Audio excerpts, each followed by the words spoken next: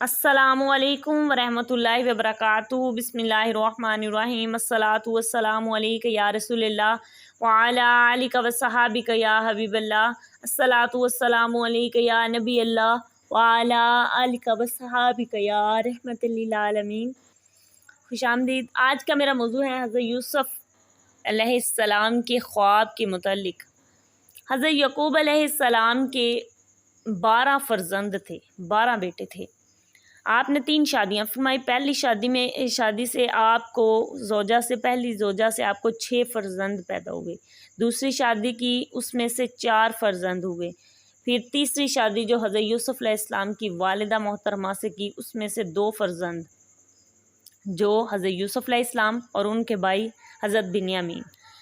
हज़रत यूसुफ़ अलैहिस्सलाम हुस्न में तो बेमिसाल थे, लेकिन इखलाक में भी बहुत ही ज़्यादा बेमिसाल थे। हज़रत यकूब अलैहिस्सलाम के दिल में अल्लाह ताला की तरफ से ही हज़रत यूसुफ़ अलैहिस्सलाम के लिए बहुत ज़्यादा मोहब्बत डाली गई थी। हालांकि बाप अपने बेटों में मोहब्बत में फ़र्क नहीं करता, लेकिन पता नहीं हज़रत यूसुफ़ अलैहिस्सलाम के मुतल्लिक उनका लगाव कुछ ज़्यादा था, जो कि दूसरे बेटों को नागवार गुज़रता। यहाँ तक कि आप जहाँ तशरीफ़ लेकर जाते, हज़रत यूसुफ़ अलैहिस्सलाम को भी अपने साथ कंधों पर तशरीफ़ फरमा कर ले जाते। दूसरे बेटे समझ लें कि हसद की आग में जल रहे थे और उनके जहन में था कि हम किसी तरह भी यूसुफ़ को अपने बाबा से दूर कर देंगे तो बाबा की तवज्जो हमारी तरफ ज़्यादा हो जाएगी। एक दिन हज़रत यूसुफ़ अलैहिस्सलाम ख्वाब देखते हैं कि आसमान से सितारे, चाँद और सूरज हज़रत यूसुफ़ अलैहिस्सलाम के पाँव में आकर उनको सजदा कर रहे हैं। जब बेदार हुए तो अपने बाबा से पूछा कि बाबा मुझे इस ख्वाब की ताबीर बताइए, क्योंकि हज़रत यकूब अलैहिस्सलाम ख्वाबों की ताबीरें जानते थे। हज़रत यकूब अलैहिस्सलाम जब ख्वाब सुना तो फौरी समझ गए कि अल्लाह ताला हज़रत यूसुफ़ अलैहिस्सलाम को नबूवत अता फरमाए, क्योंकि हज़रत यूसुफ़ अलैहिस्सलाम के ख्वाब में जो सितारों का ज़िक्र था, उनमें वो आपके 11 भाई थे।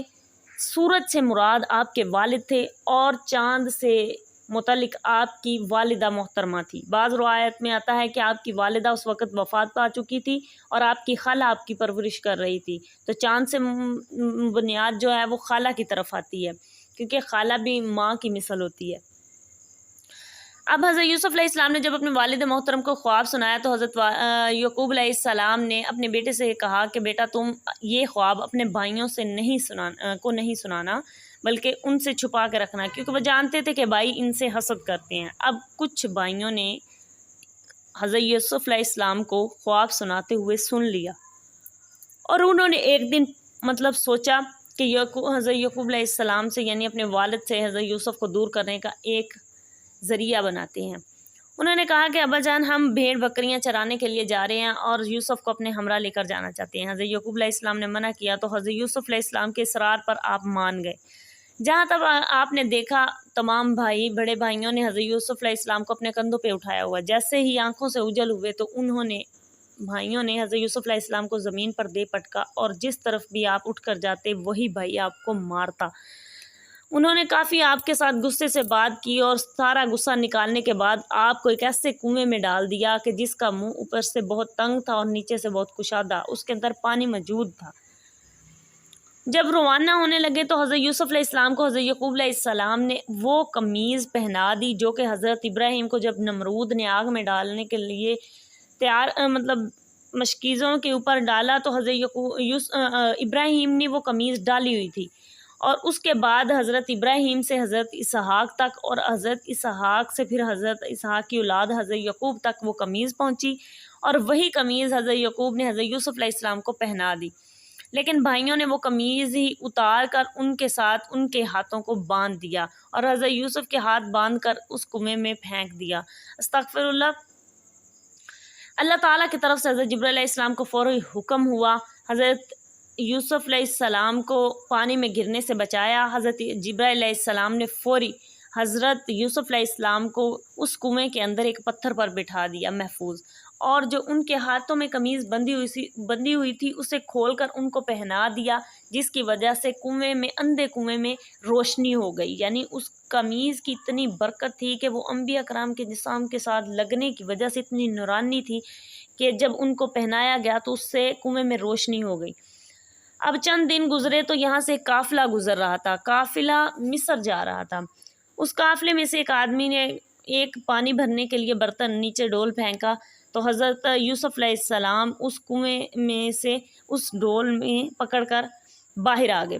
وہ آدمی آپ کا حسن خوبصورتی دیکھ کر حیران رہ گیا اور آپ سے تسلیم کرنے لگا۔ آپ کچھ خوف میں تھے اس لیے کچھ بتایا نہیں۔